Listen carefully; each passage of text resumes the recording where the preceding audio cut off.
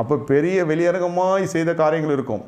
குடி, சிகரெட்டு, இல்லை ஏதாவது ஒரு கள்ள தொடர்பு. இது வெளியரங்கமாக காணப்படக்கூடிய காரியம். அது இதிலேருந்து வேணால் விடுதலை பெற்றிருக்கலாமே தவிர, இன்னும் மன ரீதியான சிக்கல்களிலிருந்து அடிமைத்தனத்தில் நம்ம விடுதலை பெறவில்லை. என்னை ஒருத்தன் புகழ வேண்டும், ஒரு இடத்துல எனக்கு ஒரு புகழ்ச்சி அங்கீகாரம் வேண்டும் என்று என் மனம் நினைக்கிற பொழுதே முடிந்து விட்டது எனக்கும் ஆவியானவருக்கும் இருக்கிற தொடர்பு. ஊழியக்காரனாக சொல்லுகிறேன், விசுவாசியாக நான் தெரியணவனாய் காணப்படுவேன். எல்லா எடுபடி வேலையும் சபையில் செய்யலாம், மாம்சத்தில் பலன் இருக்கிற வரைக்கும் செய்யலாம். கக்கூஸ் கழுவலாம், நீங்கள் பாய் போடலாம், பாய் கீழே உட்காந்த காலத்தில் சொல்கிறேன், பாய் போடலாம், சேர் போடலாம், எல்லா தட்டுமுட்டு வேலைகளும் செய்யலாம். ஆலயத்தை சுத்தமாக க்ளீன் பண்ணி கொடுக்கலாம். இதுக்கெல்லாம் ஆட்கள் தேவை தான், இல்லைன்னு சொல்ல. ஆனால் கர்த்தருனை பயன்படுத்த வேண்டும் என்றால் இதெல்லாம் செஞ்சதுனால ஓரளவுக்கு பரவாயில்ல.